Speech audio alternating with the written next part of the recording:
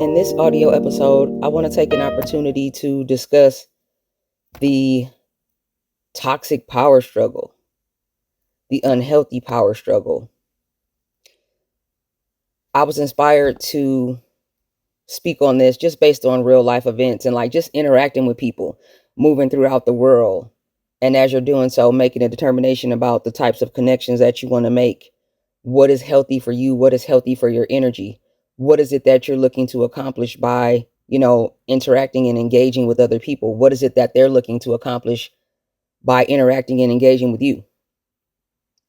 I realize that if you find yourself in traumatic situations in life, if you find yourself in a toxic or narcissistic relationship, if you find yourself in an unhealthy connection, and just overall experiences in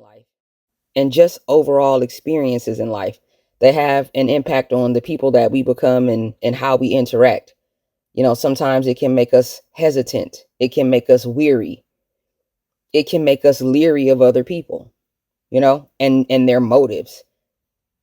It's not in my energy to go around looking for the worst in people, but I'm also not naive. I'm aware, and I understand that not everybody wants the best for you. It's something that we all should probably come to terms with. And that doesn't necessarily make you a cynic or a negative person. As far as I'm concerned, it means that you're in touch with reality. There are times where we need to be prepared to, deal with life on life's terms.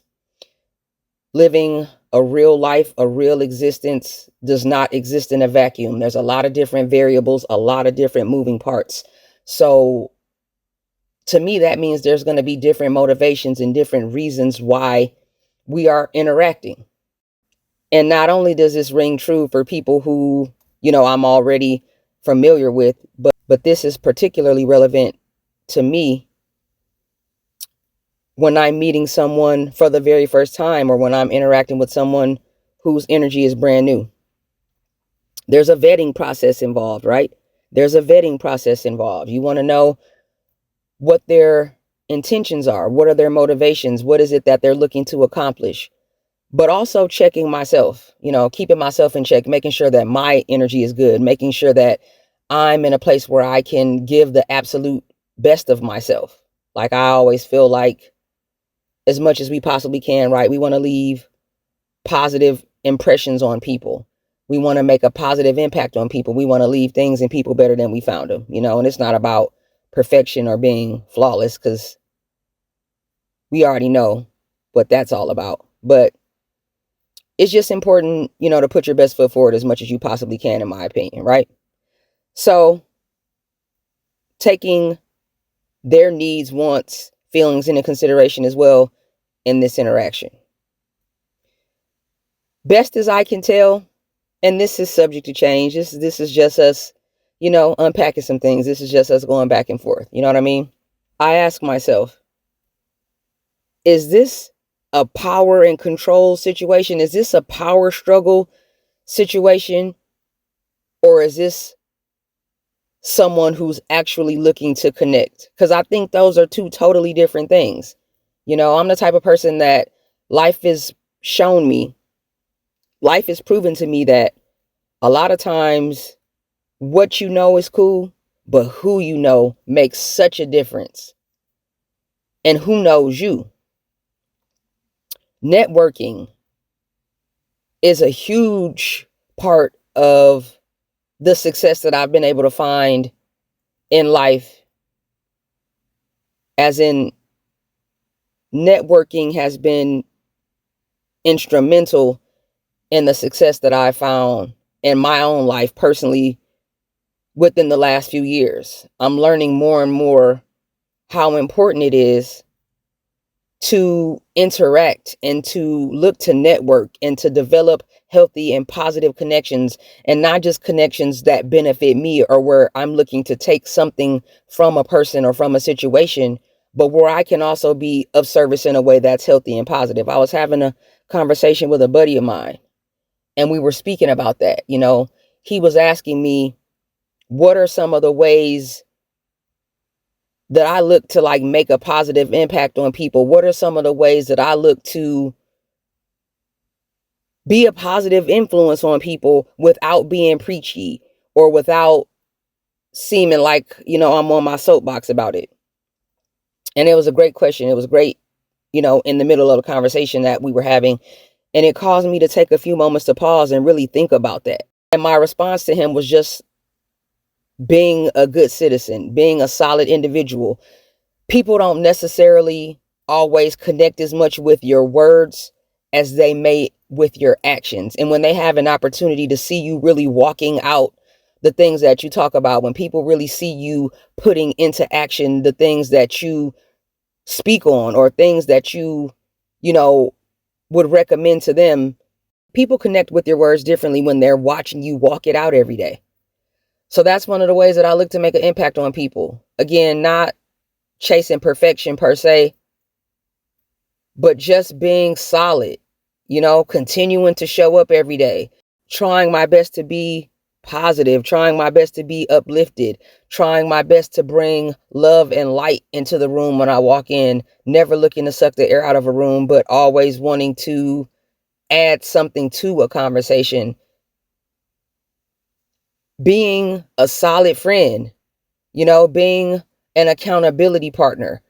That's another way that I look to make, positive contributions to the world. Just being a person that can listen without judging, that can give you perspective without demanding that you take my advice, not repeating the information that you tell me, not being a hypocrite. It's one thing to make recommendations to people or make suggestions to people, but it's not going to hit and connect with them if they're not seeing you apply it to your own life. It's like taking financial advice from someone who doesn't live well. And when I say live well, I don't mean opulence or outwards wealth or riches. I just mean the quality of their life, how they feel, how they show up. Are they taking care of themselves? Are they of joy? Are they at peace? You're not going to take financial advice from someone who is frivolous with their money, who has poor credit, who isn't responsible, who isn't accountable, who isn't dependable. You're not going to do that. It's hard to take fitness advice from someone who is not in good shape. And you don't have to have abs to be in good shape. We're all works in progress at the end of the day. But if you sign up for a personal trainer and you meet them for the very first time,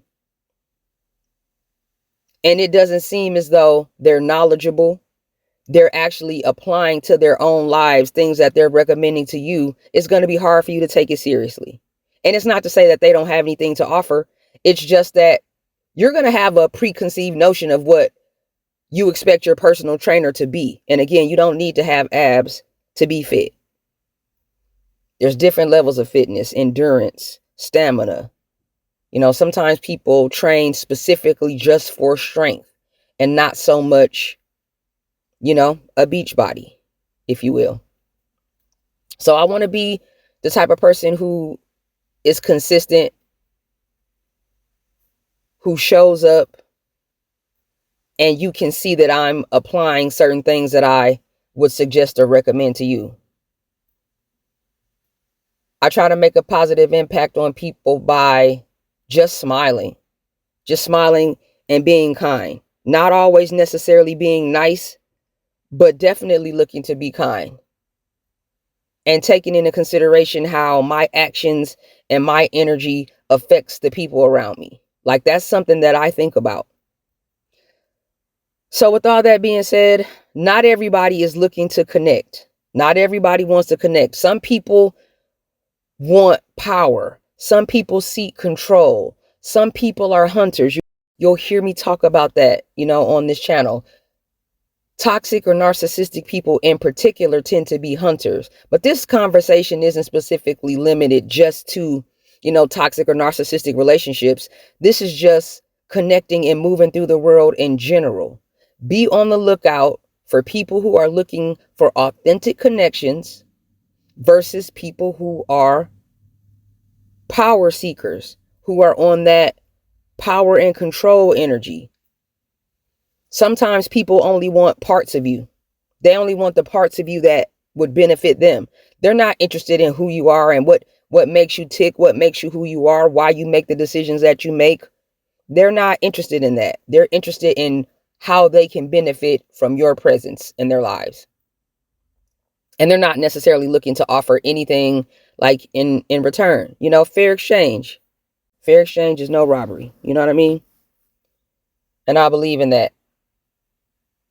A lot of these ideals that I'm sharing with you, that I've been looking to apply to my life lately, I can say that sometimes it feels counterintuitive to me, because naturally I just want to be free to give. I want to be free to just love on people. I want to be free to share who I am, share my resources, share my life experiences, share my wisdom. But you have to share with discernment. You have to share of yourself with wisdom. You have to treat your energy, treat your resources, treat your presence, treat access to you the same way that you would your money. Definitely share your money. I encourage that. I encourage you to help others where you can. I encourage you to look out for others where you can. But you wouldn't go around just freely giving your money away. Especially if you're giving it away at a faster rate than what you're accumulating it. Because we know what would happen then. Your energy and your presence and access is the same way. So treat access to you the same way that you would treat your money. Wisdom and discernment with everything that you do. Not everybody is looking to be a part of your life for the long term. I think we all have different ideas about what longevity means and what a healthy relationship is. And when I say relationship, I don't necessarily mean romantic or sexual or intimate. Business partnerships, friendships, relationships within your family. Before you even know how the relationship should go or what you hope to gain from it or how you want it to feel, you need to know yourself and you need to know what it is that you want. You need to be in touch with what your needs are before you can ever have an understanding of how to maintain and cultivate a healthy relationship with someone else. Me personally, I don't like to keep score. I don't want to keep score. But it's necessary at times, which is why it's important to audit your relationships. You don't necessarily need to be an overthinker about it and overanalyze it, but you should definitely audit your relationships and audit them frequently and ask yourself, is this a genuine connection for better or worse? Or is this a power struggle? I'm not in a place in my life right now where I'm particularly interested in power struggles, especially people that I've just met. It's not going to happen. And I'm the type of person, I don't need confirmation. I don't need confirmation. I don't need validation.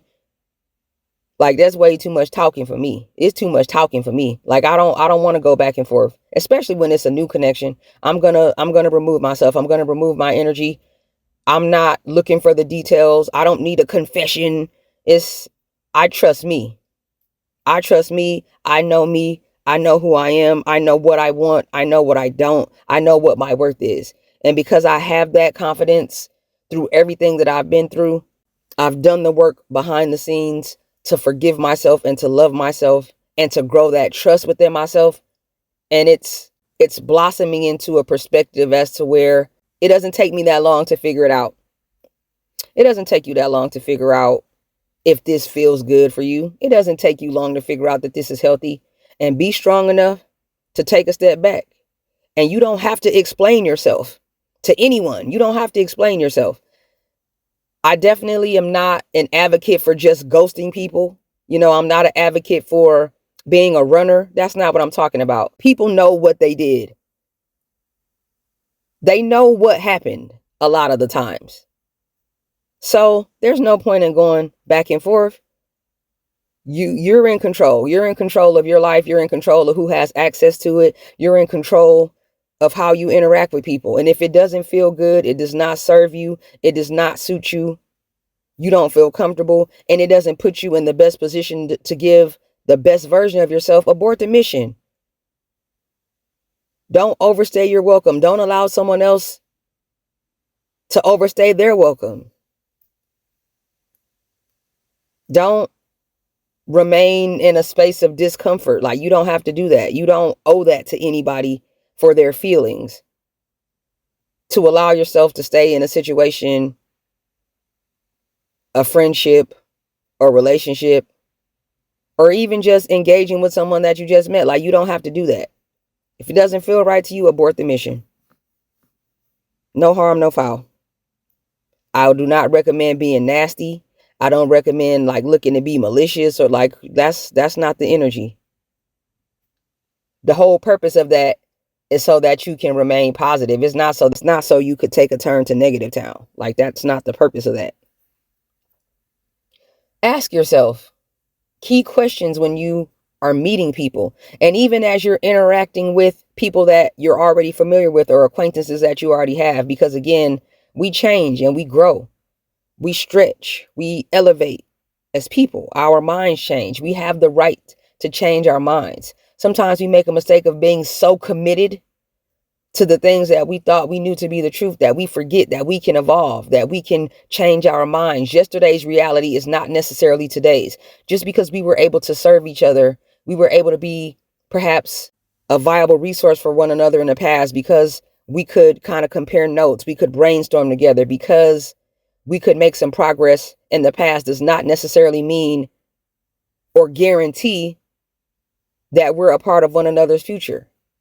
So I go into situations understanding that as well, which just takes me back to what I mentioned before, auditing your relationships and not taking for granted that just because it seemed like it was beneficial in the past, that means that it's beneficial now. Because that's not necessarily the case, right? Things change, people change. And it's not even that it's necessarily for the better or worse, because we're not, again, of a victim mindset. We're not moving through the world like with a fear-based thinking. I'm moving through the world with confidence and in protection of my mind and my peace and my energy.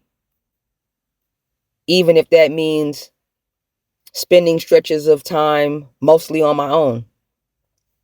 But I'm cut like that. I'm that type of person. So, right, I get it. Some people thrive on the presence and energy of others.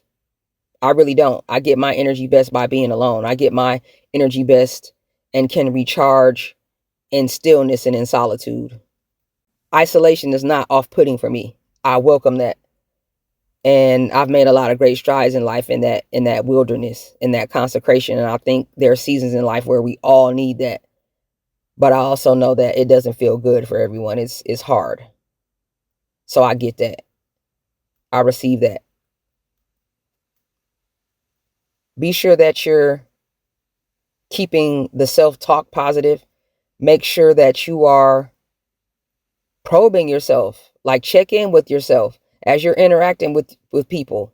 As you're interacting with people, ask yourself some key questions. Make sure that you're checking in with you, making sure that you're doing all right. Definitely taking into consideration other people's feelings, but don't forget about your own. That's a mistake that I've made in the past too. Putting other people's feelings and needs before mine. It's been one of those hard habits to break. I'll always be a servant. It's just who I am. I'll always be a giver, but I look to do it now, again, with discernment. And as opportunities present themselves for me to learn a lesson, I take that in stride. I'm pretty much at a place where I'm done beating myself up for being who I really am. I'm done beating myself up for wanting to connect with people.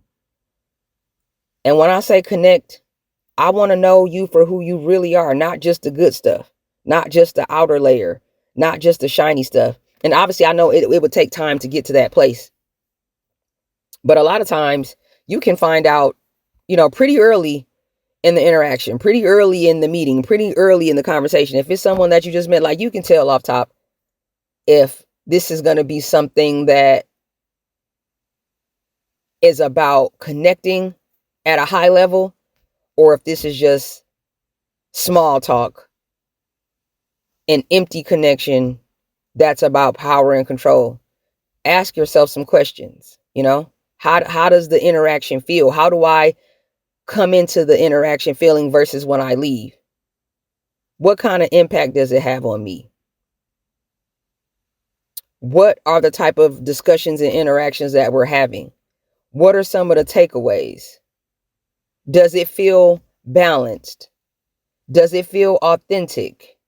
Am I able to be my best self in this situation? Am I able to smile and laugh and be who I really want to be? Or am I finding myself having to hold back? Am I finding that I'm not seen? I'm not heard? Am I finding that I'm giving too much of myself, but not getting anything in return out of the conversation, out of the situation, out of the interaction? Am I the one who always has to initiate any engagement? Or does it seem like, I'm on the receiving end of that energy as well? Ask yourself some key questions. That goes along with auditing. That goes along with auditing your relationships. And hey, if that power struggle is something that you find as a challenge, no judgment. So be it. Have at it. But this conversation is more for people who actually want authentic connection and are not looking to pick apart people based on the characteristics or the things on the outer layer that you can immediately see. I'm definitely about, especially in this here and now, I'm definitely about connections that are authentic. I'm not looking to pretend. I'm not looking to role play.